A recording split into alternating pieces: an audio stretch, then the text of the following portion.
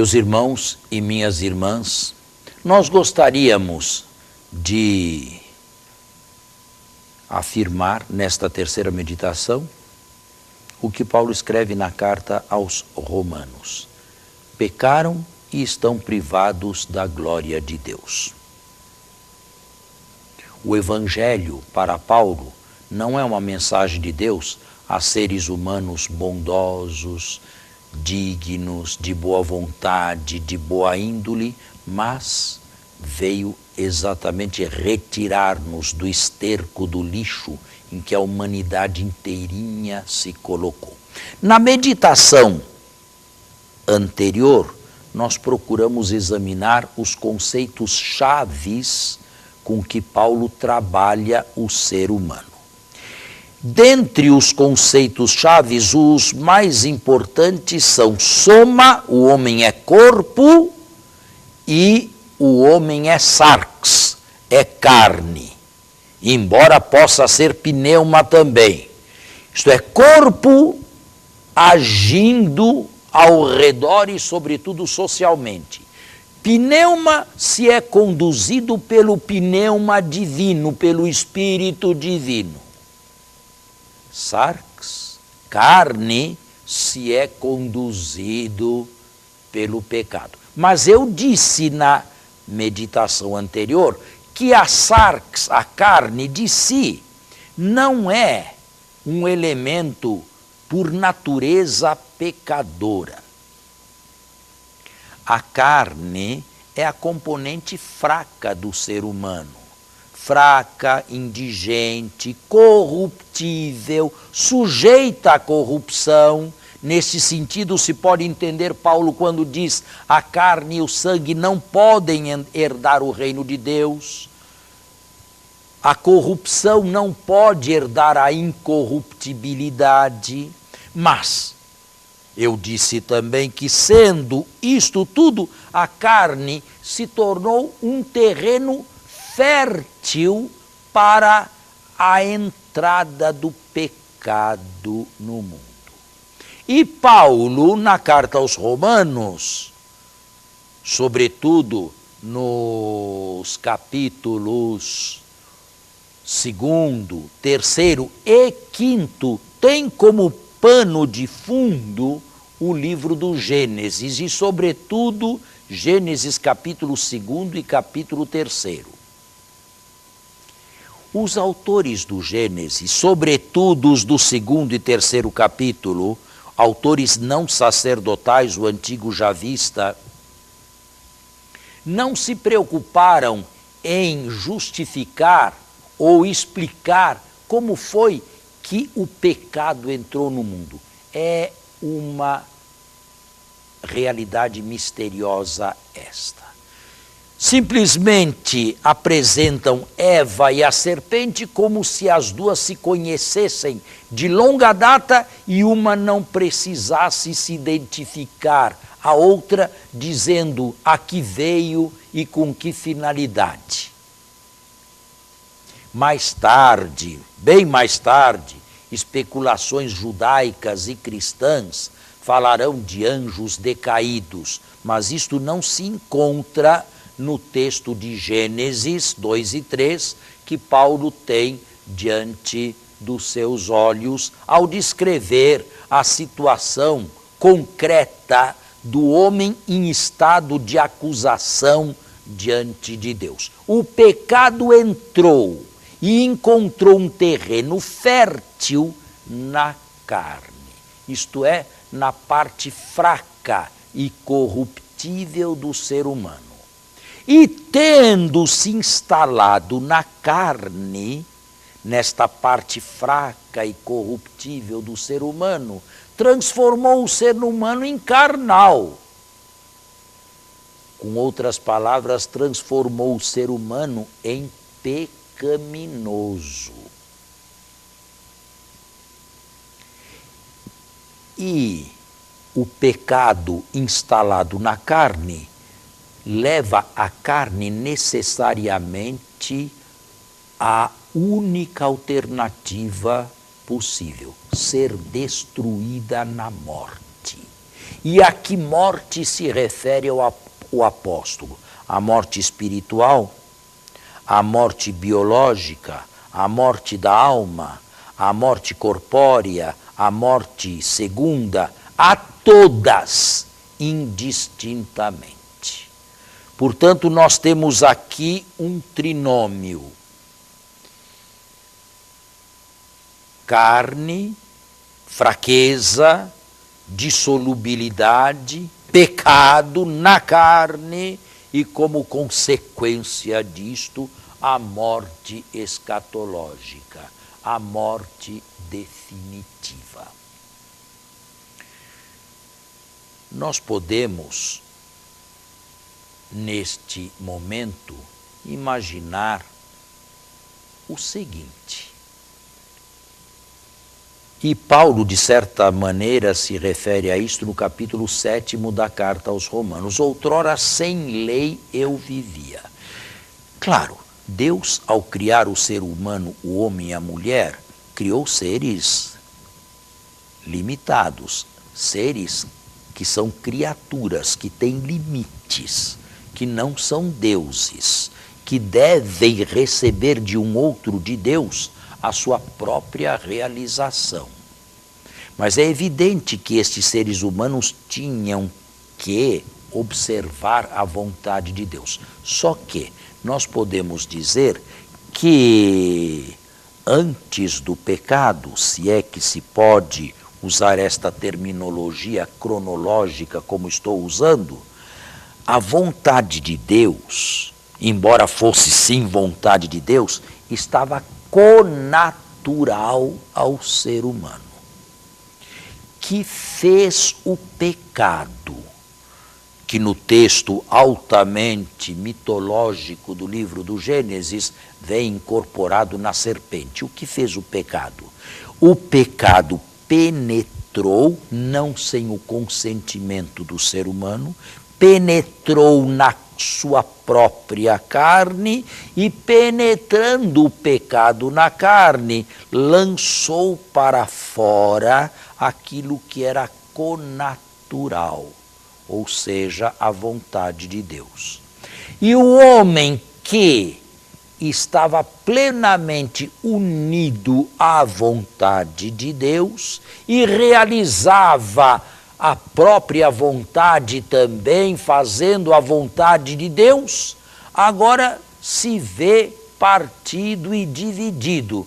Porque vê duas vontades dissociadas, a vontade de Deus colocada para fora dele e exteriorizada numa lei, e a vontade dele na própria carne do pecado, que não se identifica mais com a vontade de Deus. O que acontece com o homem em estado de acusação para Paulo? Ele é um homem dividido. Eu estou simplesmente tentando levar mais a fundo a meditação anterior. O que é o homem carnal? O homem carnal é um homem dividido, internamente dividido, interiormente dividido. Ele tem uma vontade e Deus tem outra vontade. Ele quer uma coisa e Deus quer outra coisa para com ele. Ele afirma que a sua realização, que a sua felicidade está lá, nesta direção, e Deus lhe afirma o contrário, não está aqui, está nesta. Mas Deus o faz agora através de uma lei externa, de uma lei que não está mais dentro dele. E que acontece quando se divorcia de vontades diante de Deus? Que acontece quando a minha vontade não é mais a vontade de Deus, ou quando a vontade de Deus não é mais a minha vontade? Que acontece comigo quando eu não quero para mim o que Deus me quer, e o que eu quero para mim é o que Deus não me quer? Quem é que ganha neste jogo? É evidente que o homem necessariamente, infalivelmente, sai perdedor. Mesmo porque Deus não é arbitrário. A felicidade se encontra lá, Mas o desequilíbrio, a cegueira ocasionada pelo pecado na carne, fez com que, erradamente, eu a visse nesta outra direção aqui, nesta direção oposta. Era como se alguém, mas é um exemplo puramente analógico, era como se alguém visse de longe um latão, simples latão, nada mais, sem nenhum valor, brilhando, e imaginasse que aquilo fosse ouro, e corresse atrás daquele metal precioso, ou fizesse de tudo para consegui-lo. E Deus aqui, deste lado, dizendo, não, aquilo não é ouro, aquilo não vale a pena ser buscado, aquilo não traz felicidade. A pessoa está cega, a pessoa não vê, a pessoa não percebe. A paixão a cegou inteiramente, o pecado a cegou. Este é o homem em estado de acusação diante de Deus. Um homem que, por responsabilidade própria, dissociou a sua vontade da vontade de Deus. E quero dizer que Paulo, ou para Paulo, isto não se deu num passado distante, longínquo, arqueológico, lá no Oriente Médio, ou nos primórdios da história. Não! Isto é a realidade de todos os dias. O homem dissociado de Deus é uma realidade de todas as épocas, de todas as idades, de todas as cidades, de todas as casas, de todo o convívio humano. Há sempre estes que não querem o que Deus lhes quer, mas querem exatamente o contrário. Ou então, vítimas da autarquia.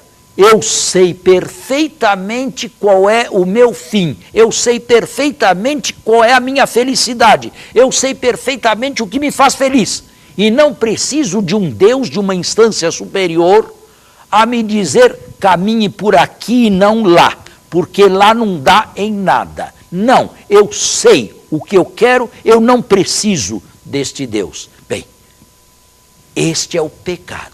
Este é o único pecado que está em todos nós. Deste único pecado afloram todos os outros pecados, como se eles não fossem outra coisa a não ser manifestações epidérmicas, purulentas de uma realidade negativa, mas singular, profunda, que está dentro de cada um de nós. Não se trata de lavar um pouquinho superficialmente, não se trata de um simples banho, não se trata de um simples mergulho, é uma desestruturação absoluta. Paulo não é pessimista. Com a razão, eu posso até admitir que ele esteja certo, com a minha razão, mas com a minha carga afetiva, com as minhas emoções, com as minhas tendências, eu não vou na direção da minha razão, eu vou na direção das minhas paixões. E, vista sob este aspecto, a lei de Deus é uma lei que não traz nenhuma serventia. Não é que ela seja ruim, não é que ela seja pecaminosa, ela é boa, ela é justa, ela é espiritual, afirma Paulo, só que ela é externa, ela não está mais dentro de mim. Ela exige de mim uma coisa superior a mim. Ela exige de mim uma coisa para a qual eu não sinto a menor inclinação. Ela se tornou impotente por causa da carne do pecado que habita em mim. Bem, repito, qual é o fim de tudo isto? O fim de tudo isto para Paulo, sem nenhuma ilusão, sem nenhum superficialismo, é a morte eterna. Esta carne, onde reina o pecado, é uma carne que só tem uma chance, a chance de ser destruída. De ser inteiramente destruída e na morte total. A menos que,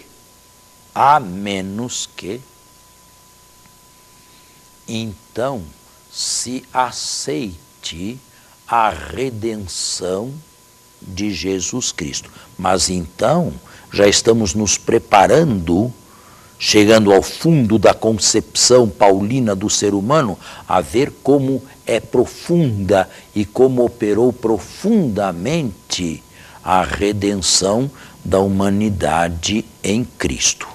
Por nós mesmos, são palavras de Santo Agostinho, vivemos mal, vivemos de mal a pior, acrescentamos pecados a mais e mais pecados todos os dias, não caminhamos segundo Deus, somos carnais não espirituais, e o telos, o desfecho de uma vida assim, só pode ser a morte absoluta, a morte total, o total desaparecimento do Deus vivo, a distância mais absoluta entre Deus e aquele que com o pecado fez causa comum.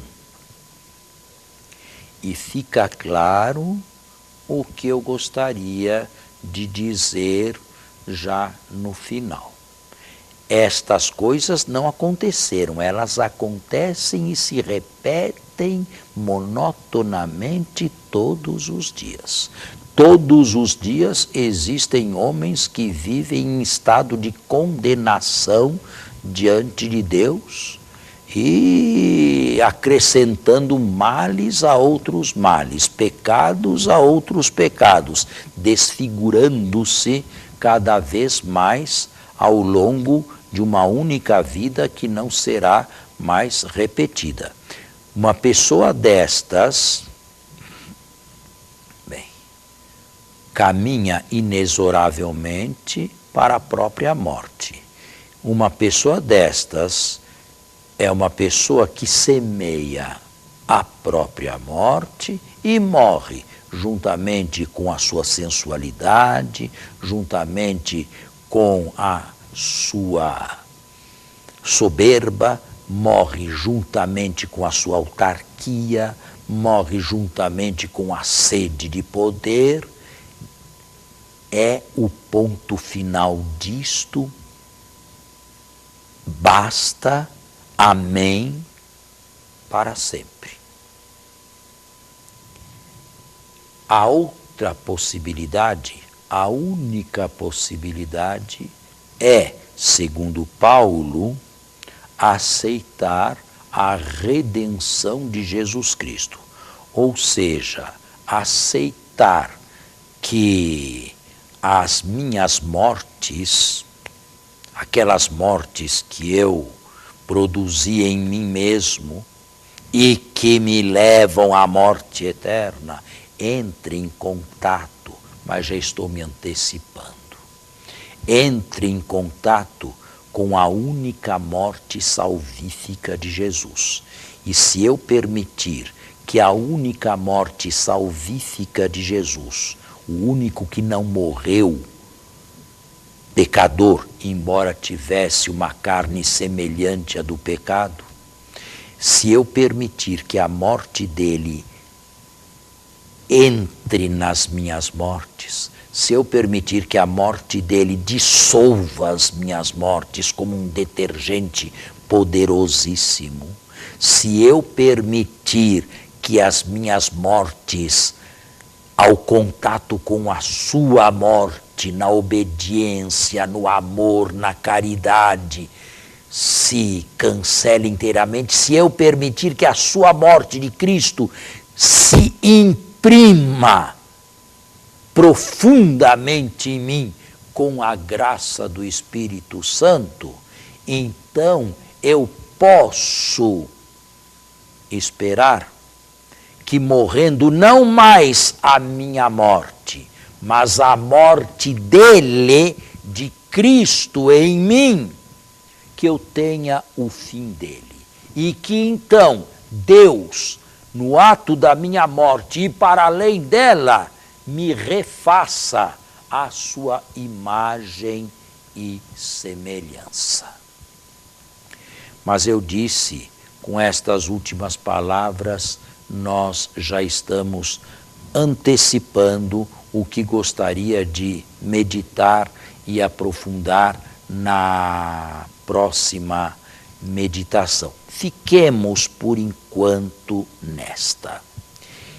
A abstração feita da graça sanante e redentora de Cristo, o gênero humano é aquele ser que eu tentei definir aqui. Ele não é um homem só, eles são todos os seres, todos os homens, todas as mulheres, multidões que, abandonadas a si mesmas, abandonadas a seus caprichos e sem Deus e sem salvação, cavam e cavam constantemente o seu próprio fim, a sua própria sepultura, a sua própria morte. Não há outra alternativa, tertium non datur. Ou se morre a própria morte, fruto de todas estas escolhas desastradas, ou se morre a morte de Cristo, permitindo que a morte dele se una e destrua as nossas mortes, e então poderemos esperar para nós o fim dele. Paulo estava perfeitamente persuadido disto, e era por causa disto que corria, que andava, que viajava, que sofria. Ele não tinha o que alguns teólogos e comentaristas têm hoje em mente, que todo ser humano, de uma maneira ou de outra, se salva, que salvação não é o problema mais importante da humanidade, que existem outros problemas mais prementes, como a fome, a miséria, as doenças. Não. Paulo estava plenamente persuadido de que a humanidade está e esteve sempre em estado de acusação diante de Deus, não fosse o próprio Deus quem escogitasse um remédio, o Cristo, para arrancar a humanidade deste estado de alienação, de pecados e, finalmente, de morte eterna. Paulo estava persuadido de que fora do Evangelho e da aceitação de Cristo há lugar apenas para isso e há lugar apenas para a condenação. E eu acredito que a igreja novamente tenha que voltar a Paulo. Não interessa e não nos importa saber o número dos que são salvos ou dos que não são salvos. Isto é uma curiosidade que Deus não revela a nenhum de nós. Mas também não acredito que venha de Deus este pensamento moderno. De uma forma ou de outra, todos se salvam. De uma forma ou de outra, todos vão a Deus. Não. É preciso anunciar o único caminho de salvação. É preciso anunciar a pessoa do único Salvador, o único ser capaz de retirar toda a humanidade, cada um dos seus membros, sem nenhuma exceção, deste abismo de miséria em que nós mesmos nos colocamos sem Deus. Este caminho, esta luz que Deus escogitou e que não está ao nosso alcance de mão, será objeto da próxima meditação. Mas agora, encerrando esta, eu estou convencido de que eu realizei obras de morte e sou capaz ou sou digno de morte eterna. Eu sou capaz de individuar estados, quem sabe passados, de morte eterna dentro de mim. Eu sou capaz de confessar que eu frutifiquei para o mal e não apenas para o bem, e que o bem não habitou sempre no meu coração. Sou capaz de fazer esta confissão audaz durante este encontro e este retiro espiritual?